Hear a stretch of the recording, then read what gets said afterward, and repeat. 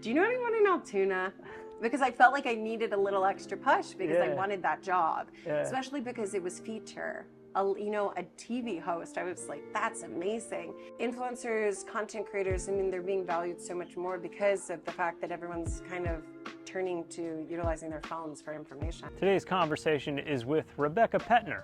She was the co-host of Studio 814 at my alma mater, WTAJ. I was one of the studio cameramen that would be there for all the live segments. Seeing the work she did in Central PA, all the fun she was having on air, community involvement, all the places they explore. So when she moved on this past year and started working for the Happy Valley Adventure Bureau, I thought it was worth catching up with her.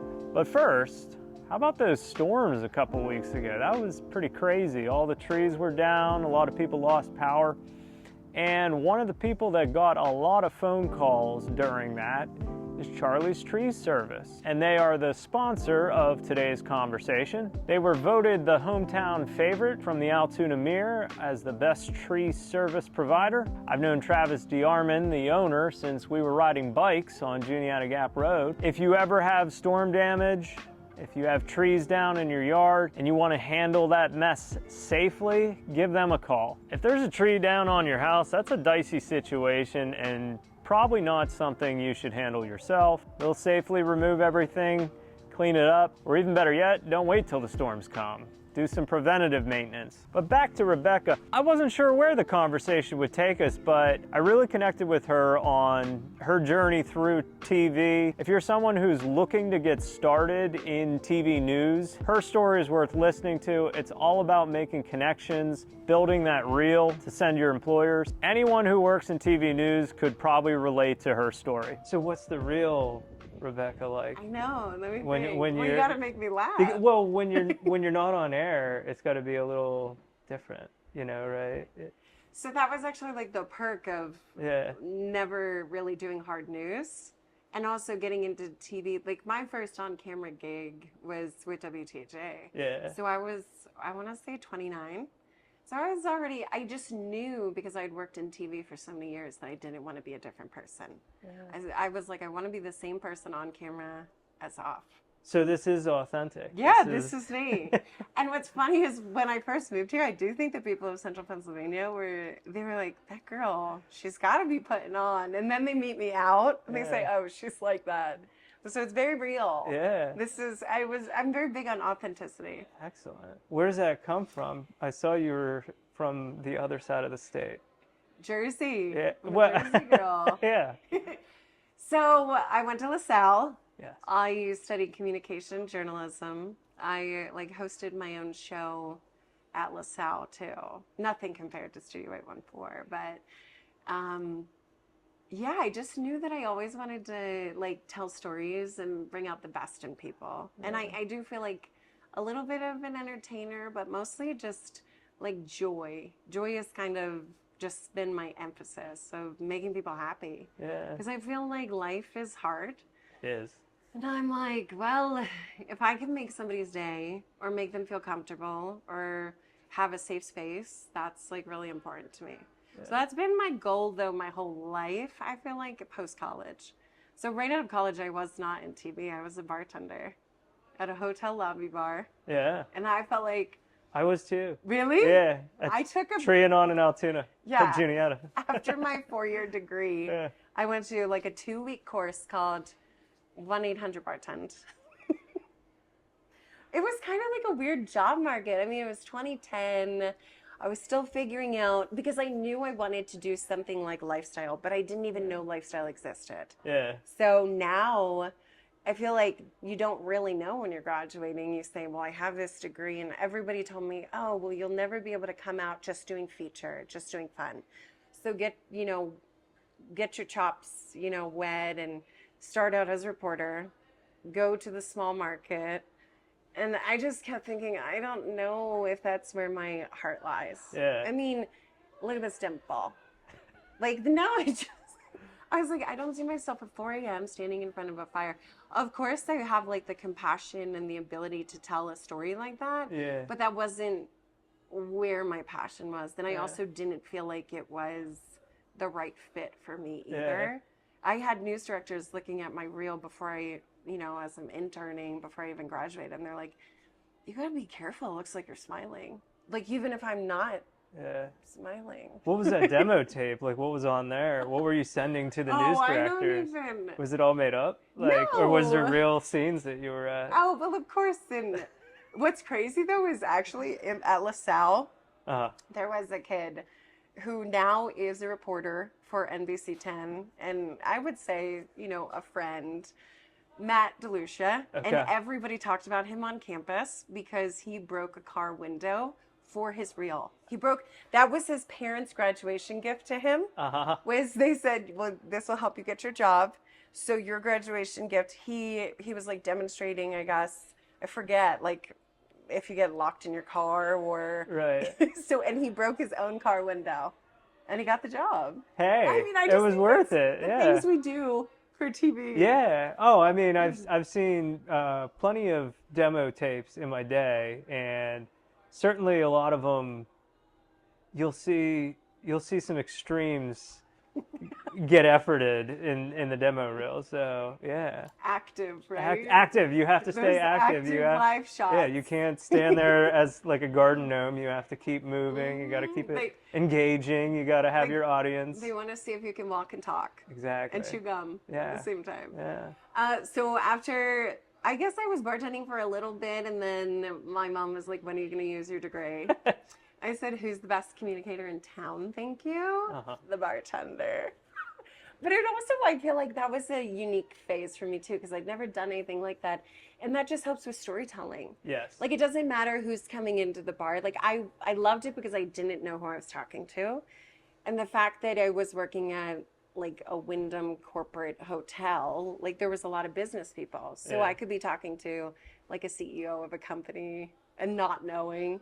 I just think that helps with being able to talk to people from all walks of life. Yeah. So I was like, that definitely gave me the skills that I needed to advance. So then I started out at NBC 10 because I had interned there in Philly. I was like, you know what? Let me go back to NBC and see if they have any opportunities. And they did as a production assistant. So then I went from ripping scripts. Oh, those days. So we would have the gray paper and the pink. Do you remember? Oh, yeah, yeah. And it's like if the anchor's reading, they get the gray. Yes. And then if they're not reading, they get the pink. And you give them the exact same copies of the scripts. And then I filled in on the assignment desk for a little bit. So I would do rounds where I'm calling, accident investigation, doing follow-ups on, did anything happen with this hit and run? Did you ever catch anybody? Yeah. So that was also interesting. Yeah. One time I dispatched a chopper. I know. I was like, They trusted you with that early in the career. No, I had to fill in and no one was there. And I remember I went to the managing editor and I said, like a car went into the river, like we definitely need to send somebody. And they said, okay, do it. So that was really cool. Wow. Especially because Philly's a top 4 market. Yeah, that's a big market. Like, those are just stories. I'm like, okay, those are going into, the bank of stories that I'll be able to tell one day. Yeah. Like this. Here it is. Here it is. This is the moment. Yeah. And then I got a job as a floor director there. Yeah. So a lot of people don't know what a floor director does, but you do. I do. Because you worked in TV for how many years? 13. 13. Yep. So I worked 7 years in TV behind the scenes and then 5 years on air. Yeah. So 12 years. Yeah. Wow. Pretty comparable. Did you ever get in trouble? Me? In the early days, yeah. Because I was when I started WTAJ, like, I was very bad. Like, I didn't know what I was doing. So I guess there were times where I could have gotten in trouble. But you kind of, I guess they look past it. They like the attitude. They like the work ethic. So they're going to forgive you when you drop things and miss slot. I think the fact that I came out, because I should have been in a smaller market when I first, but I was behind the scenes. I had already interned. So being in Philly in a top 4 market, I do think some people were kind of underestimating me. Mm-hmm. And also because of my personality. I mean, I've always just been very kind of upbeat, bubbly. And I do think that in a newsroom, where they are so focused on hard news. I mean, everything was like very serious. They were thinking, oh, well, she must not be serious. Yeah. And I feel like I have had to prove myself over the years of showing, just because I'm positive and I smile doesn't mean I'm not serious about my job. Right. And that's why I feel like finding that lifestyle niche where you're actually appreciated and valued for smiling and being able to see the positives in situations that might not be the best, like that worked in my favor. But what's really cool is, so I got a job as a floor director. So I was wearing the headset and I would talk to the directors, which, by the way, director commentary was the highlight of my... Absolutely, yeah. Because the studio would be silent, except for the anchors reading. And I would hear them in the back, like lots of profanity. And like there were some of my favorite like directors I can still remember, like this guy, Viestis. He'd be like, oh, no. Well, also because, so that was the point. I mean, being on the floor with all the robotic cameras. So they would code for, this anchor, this mic, and then I'd see that the camera was positioned for a different anchor. And I would be following along in the rundown. And I'd say, actually, this is a Tracy read.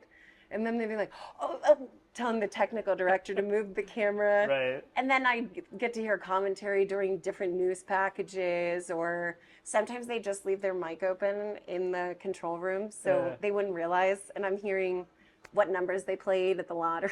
I'm like, okay. Yeah. But so I actually would kind of entertain, if you think about it. So my shift was 3 a.m. until noon. Oh, yes. Yeah. Our first, so we would go on air with a cut-in, I want to say around maybe 3:40. Okay. Then the news started at 4, 4 to 5, 5 to 6, 6 to 7. Yeah. That was a lot. And That then is we a did lot. cut-ins Oh my gosh. all throughout the Today Show from 7 to 11, and then we had an 11 a.m. to noon. Yeah. So it was like nonstop. And I was standing that whole time. Yeah. Because you're always walking around, like you're going to the meteorologist, telling them when their hit's coming up. Right. Then traffic, So, yeah, like the meteorologist is building his graphics, and you're like, you're coming up in 30 seconds. Yeah. And then sometimes you're telling the anchors to slow their read because the Met is not ready. Not ready, yeah. And I'm seeing him doing whatever on his computer, and I'm like, let's stretch this a little. Yeah. So it's like, it's true. The floor director really can help with a lot because anchors are focused on their read and working with their co-anchor, and they don't really know everything that's going on. So that's what I did. Yeah. So it was great because a lot of people trusted me. Yeah. And that was my best relationship, I would say, at NBC 10 was with the morning team and the folks on air.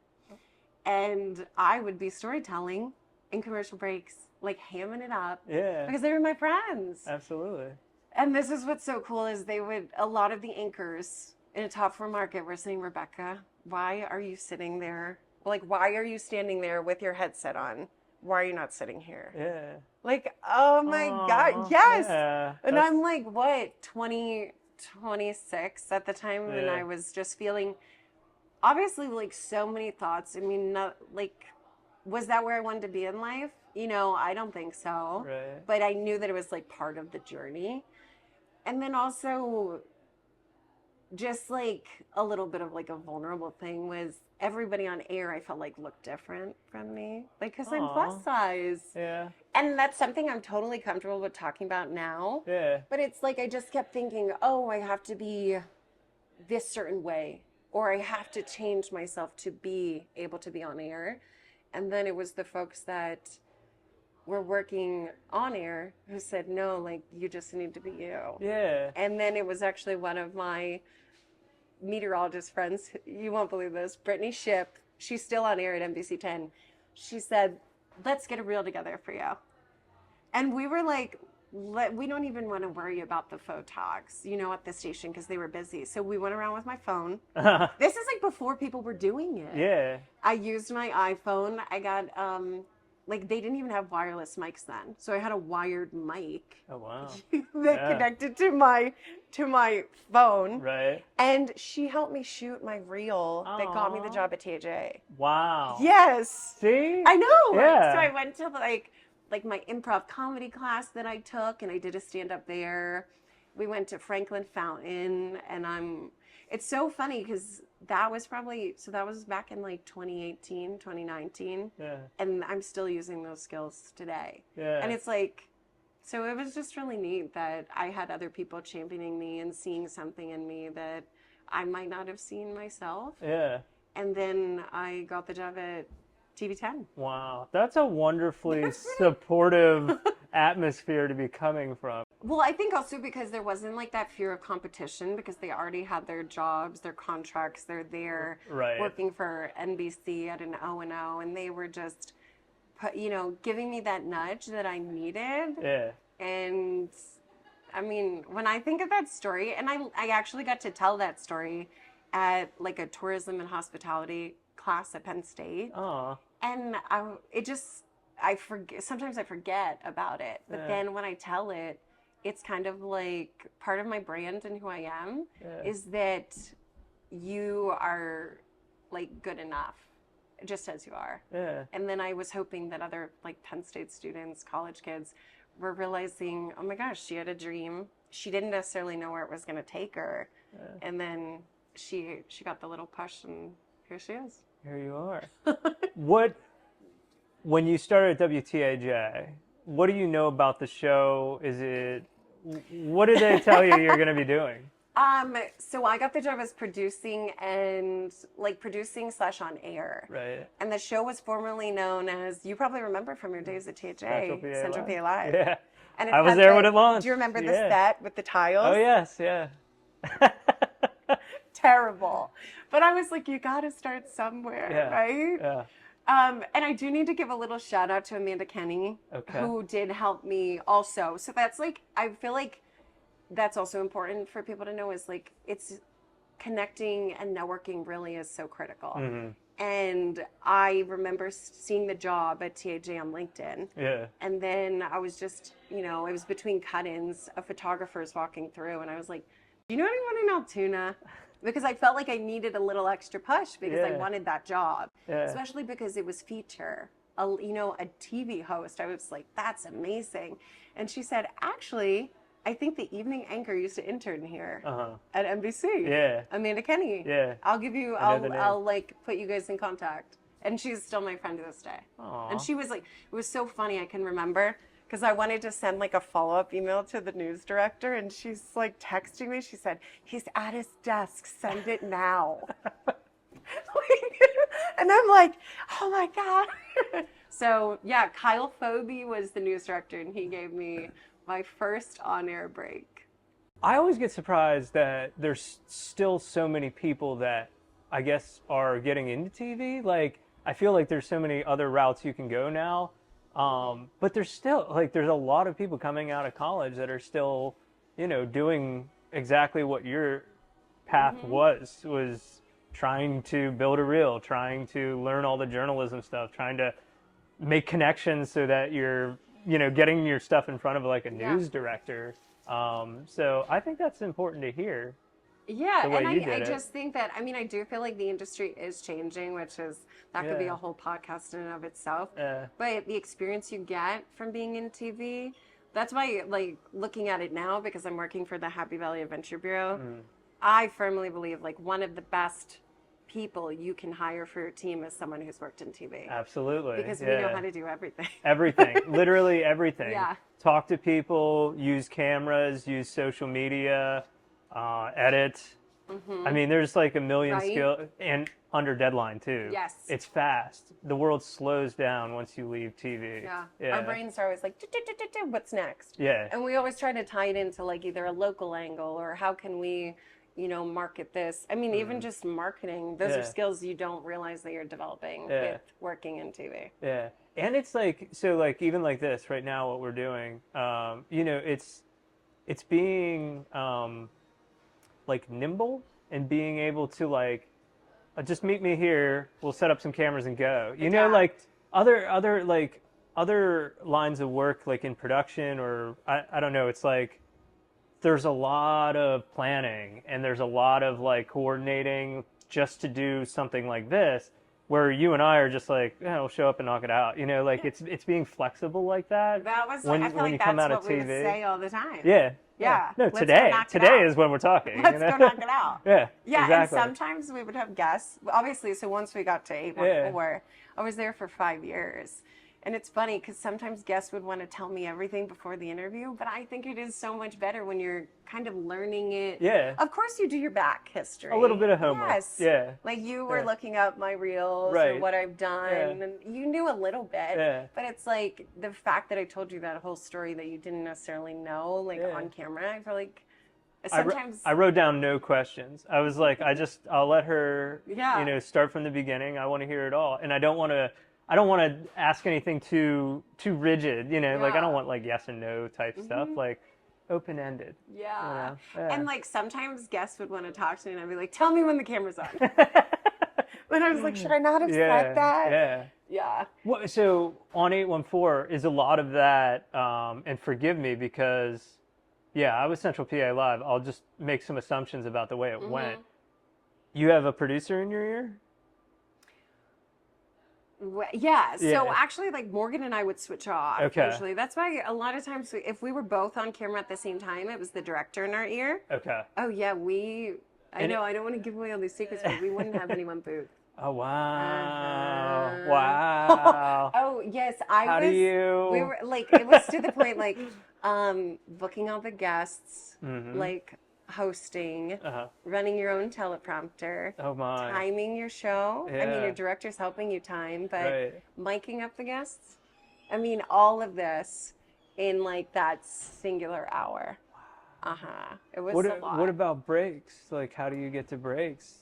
Is it just somebody's in your ear saying? We would just, so I mean, the directors help immensely, and then Okay. Morgan and I would switch off, and she Yeah. would tell me like 1 minute, so we would switch. Yeah. And then, teases, and then Yeah. you're getting to the tease coming up. Yeah. But also what's Yeah. crazy is sometimes we had live teases. Right. So say we had like Central PA Humane Society, so you'd have a dog right Yeah. there, and you got to get the camera that's on me, which Yeah. is like cam 7, to then we have to take it full. You have to know that, and then the camera operator is Yeah. going to the pup on the floor. Yeah. I guess there's probably like an expectation of, hey, this is live TV. We can, if there's no such thing as mistakes, it's like we're just gonna have fun, whether it looks bad or not. No, but I think honestly, like I felt very proud of the product. Yeah. When just because we did get into that like well-oiled machine. Yeah. But when I first started, so I was learning how to produce. And then I think I had only been there for 2 weeks, not even. They're like, okay, you're going on air. I said, wait, I don't feel ready. Yeah. But you can't say that. Yeah. And then what was nice though was Amanda Kenny kind of was working with me. So she's like, it's just a discussion. Let's just chat. Yeah. Like that's the best advice ever it's really just a discussion. Correct. And you just want to avoid cursing and saying like a million times. So that's, other than that, Yeah. people love, I think what's awesome about lifestyle, which is that form of a show, is, we're talking about restaurants, community events, local businesses. It's that you're allowed to share a little bit about your life. Yeah. And that helps so much with audience and engagement and feeling connected. Yeah. It's not, I was allowed to kind of share my opinion, but we always said no politics. And Right. actually during COVID, we said we don't even want to say the word. Yeah. We don't want to say the C word. Yeah. COVID. Yeah. Yeah. Oh my gosh, no. I try to avoid the depressing things. I try to avoid like Yeah. polarizing things. Anything that Nobody has wants to talk about that. Yeah. Yeah. But the show was, when I look back on the memories, like it was insane, Yeah. but awesome and fun. And it was a great bonding experience, because it's such a small team. Yeah. So, we definitely it's live TV. Yeah. So we definitely had some moments. I remember there was a dog. Oh yeah. We were reading, we wanted to start the show. Sometimes we would do this thing called dialing out to the 814. So we would put on Facebook, it could even be I don't know, what's your favorite ballpark snack, right? Yeah. And then people would send in funny comments. So we would do full screen graphics with that. Right. And I remember the next segment was supposed to be the Humane Society. So we started off the show talking about, like, I don't remember exactly what it was, but something fun. And then, like, I hear this woman off camera, and it's Becky Felton from the Humane Society, and she's like, no!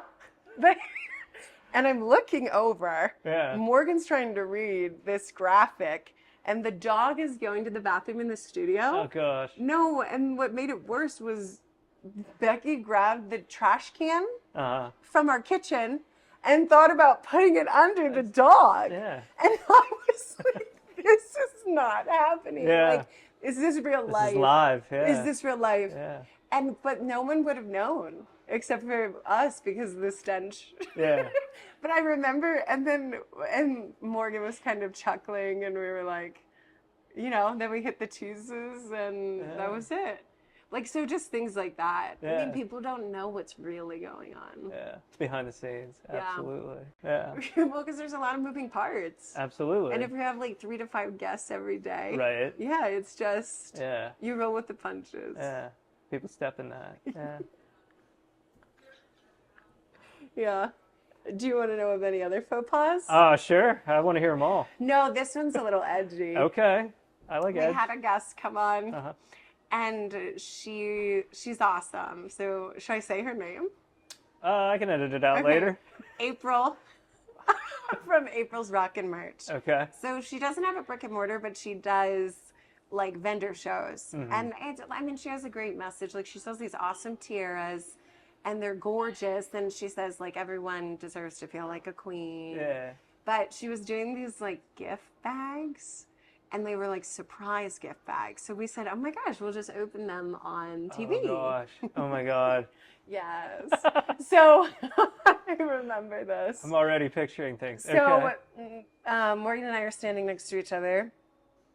And we're like just going through stuff. So I think I pull out like a magnet and some earrings that they were so cute. And then Morgan pulls out this like black strappy like sorry, this is like, it's kind of like long. Yeah, this black strappy leather thing. And she's number. like, and she's like, is this a belt? And then it's so funny though, because it's live TV. Yeah. April's mic'd up and she says, no. She whispered. And I'm like, well, we're not whispering. Everyone's watching with you. Yeah. She's like, no. It's a leash. It was. Oh my God. Yes. Even worse. It was a leash. Wow. And then I was trying to smooth it over because I could tell, like, Morgan's like, no. Like, I could just. So I said, if you want to help Morgan find her forever home, because that used to be like our line like, for different pets. Yeah. Yeah. Nice. So I thought that. Then I pull mine out. I did. And I'm like, oh my gosh, I got one too. And then I don't know why I said, sticks and stones may break my bones, but chains and whips excite me. Oh my Which God. is a Rihanna song. Yeah, that's Rihanna. Yeah. And I did hear from the news director. I wonder what he said. He was just like, really, Rebecca? And then he like re-quoted that. Yeah. And I said, it's a Rihanna song. Yeah. You're just quoting, you know? Yeah. He's like, that was a fine line. But it's kind of like now when you realize what people are doing. Oh my gosh, yeah, yeah. I mean, it wasn't vulgar, but I thought it was so funny. Are there comments? Do people comment on that? Like, I think, like, for the most part, I feel like our viewers were, because I'm wondering if we cut the clip. It's like in the moment when it's live, you know that it's, the shelf life is, okay, we can roll past this. Yeah. But we didn't make a big deal about it. But I feel like people enjoy that type of stuff. Yeah. It's actually edgy. A little, that's edgy. I was picturing much worse actually when you started that. It wasn't that bad. Yeah, that was. No, yeah, okay. It was just a leash that I Just a still leash, have, never used. If you want to adopt Morgan, yeah. That's pretty funny. Yeah, I love that story. Yeah, so we've had a lot of just different things, but also like connecting with the community is like, it's just priceless. I feel like that's something that. Yeah, you've met thousands of people, right? Oh my gosh, And, I can't even think about, like, I can't even calculate how many folks that I've met. You go from, with the 5 years there, are you nervous when you start and then you become just like the seasoned pro at the end? Yeah. Well, it was just different because when I had originally started, I was working with Jordan Tracy. It was like he was main host, and then I would, do different pop-ins. Like I think I was at the beginning of the show, the middle of the show, and the end. Okay. So then, just people moved different positions. Like he ended up going to the morning show. And then there was a time when 814 was really just me and the meteorologist. So I had taken on that host role. And I do remember the first time, and this was kind of funny, and I feel like now I notice it in people, but anybody who doesn't work in TV wouldn't notice it. But being breathy. Oh, yeah. It's like totally when you're nervous. Yeah. Like it's almost like, am I running a marathon? Yeah. Why do I sound like this? And it's just something about not knowing just the comfort level, I think. Yeah. So I remember a couple times being breathy and just thinking, just push through. Yeah. And then you get to a point when you're not doing that and you say, okay, I feel comfortable. And then also when you want to take more risks. So, let's change up this shot, or, let's add music to this segment. Let's start off dancing. Can you, the just funny stuff. And that's when you start to be more comfortable, when you take those risks. Or that your comfort level is there. I know the studio was like my second home. That chair that I hated. It was a plaid chair. No, but I just wish it was a solid color. I was always thinking if I'm wearing a patterned dress and I have this plaid couch.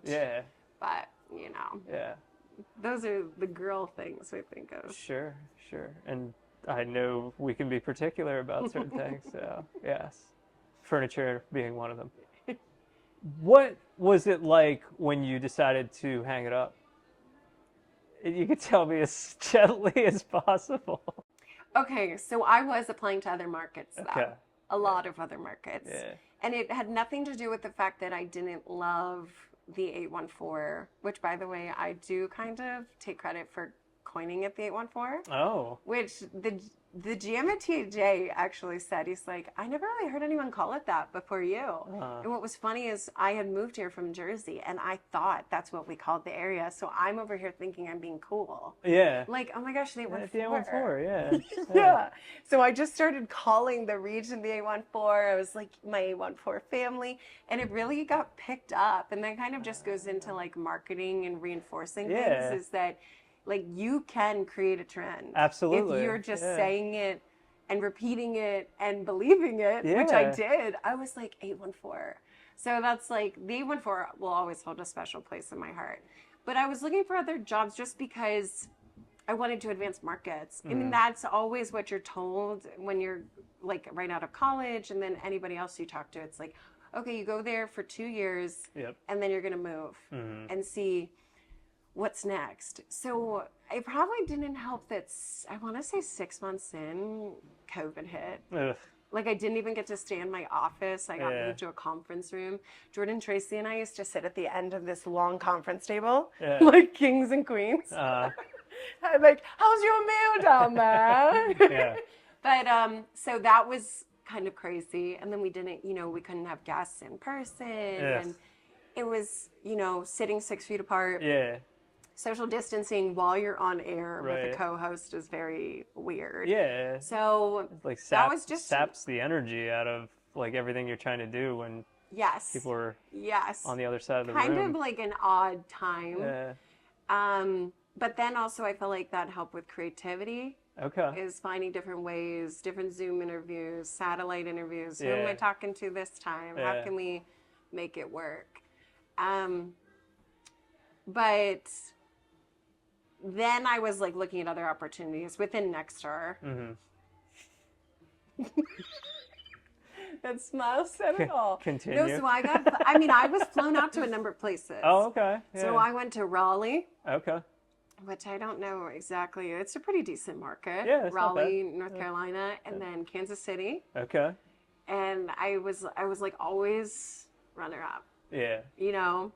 And they'd either end up going with someone who was already in the area and kind of knew it. Because it's true. It's like I mean, as But also I always looked at it as, well, I didn't know anything about the 814 and I learned to love it. Yeah. And I could show people all the Yeah. awesome things.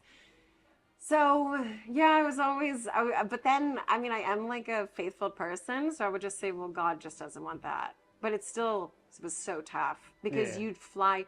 I mean, I also think like people don't realize like when you're getting flown out for TV gigs, it's insane. Mm-hmm. Like it's so demanding. I mean, you're coming in on whatever the cheapest flight is. Right. Then you're lucky if you even get dinner. Right. Or you're just going to your hotel sleeping.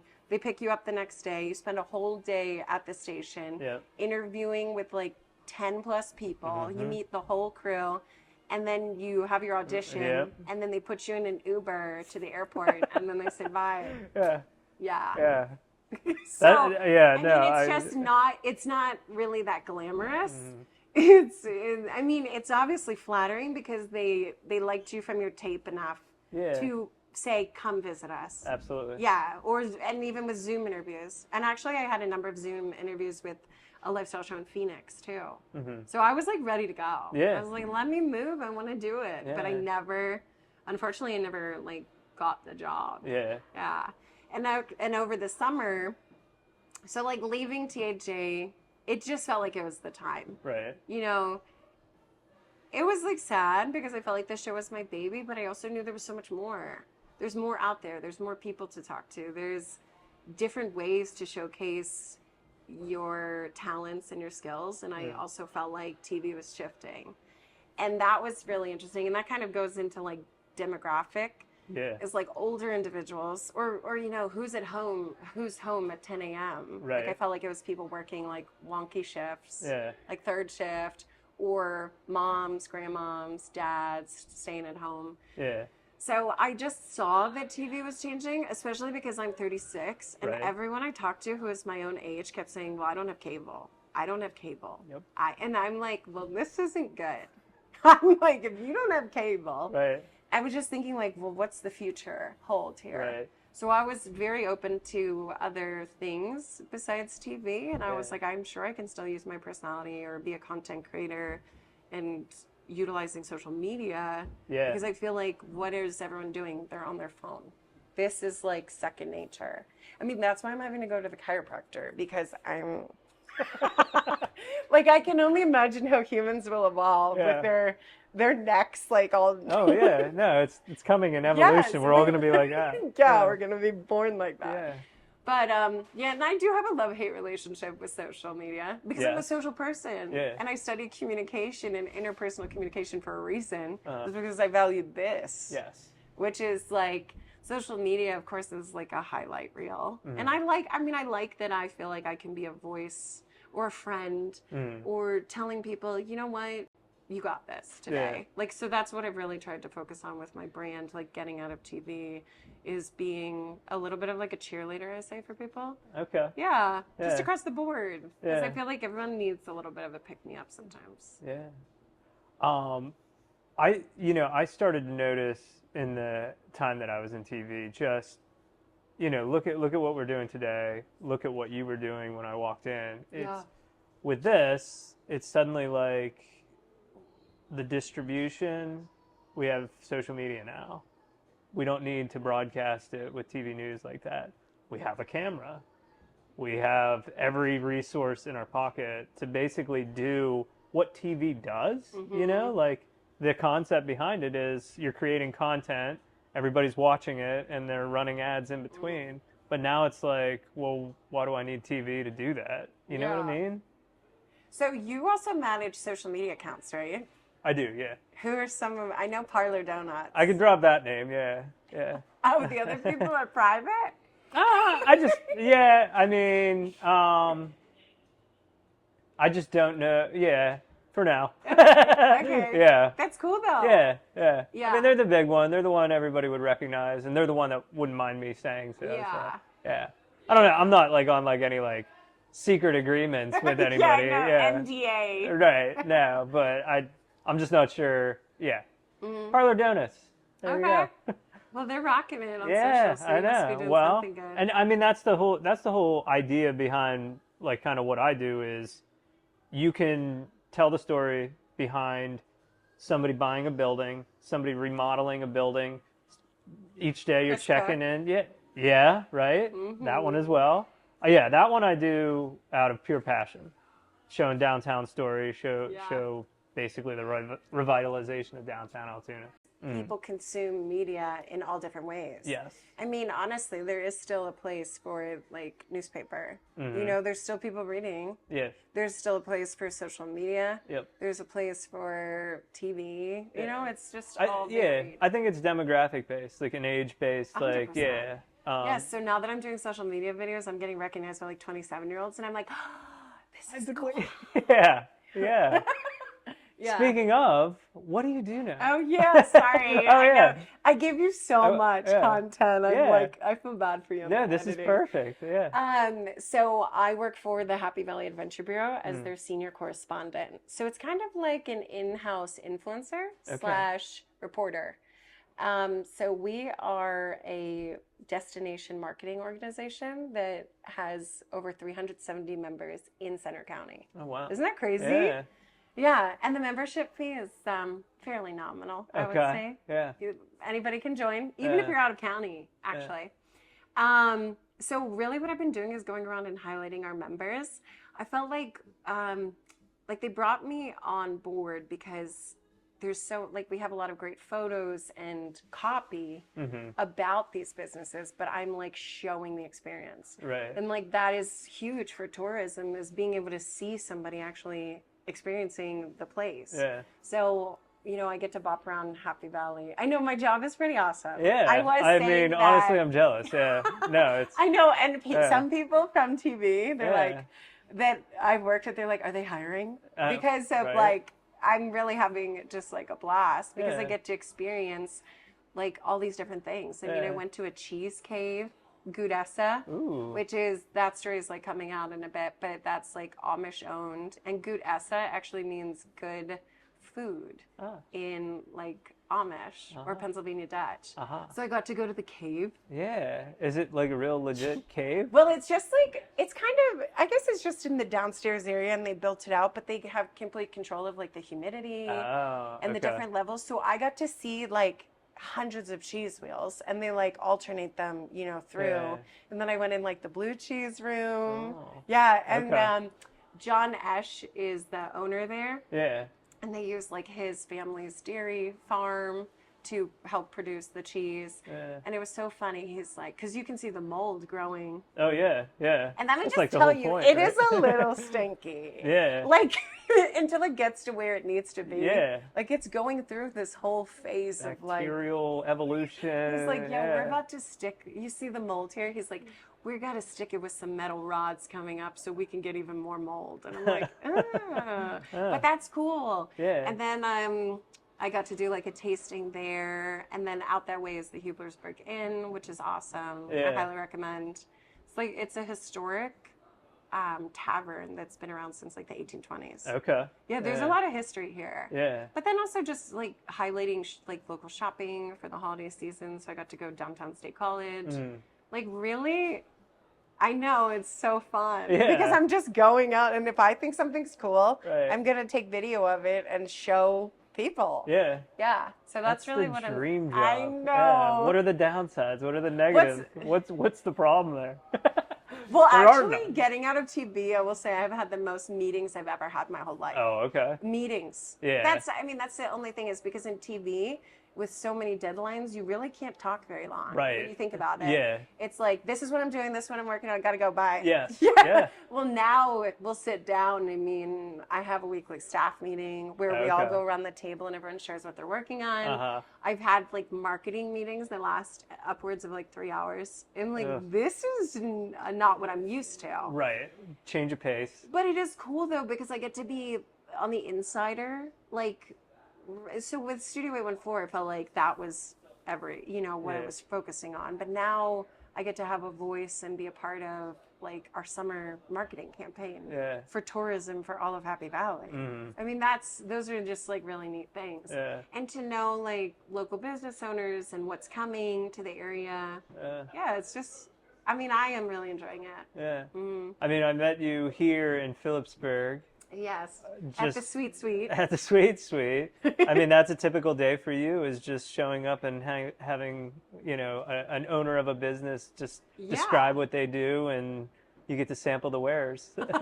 Yeah, exactly. uh, So, the Sweet Sweet is a member of the Happy Valley Venture Bureau. So I said, "Oh, we're going to do this podcast. Can I come a little early yeah. and just talk to you guys about what you're doing?" So I got this really cool mic off Amazon, connects to my iPhone.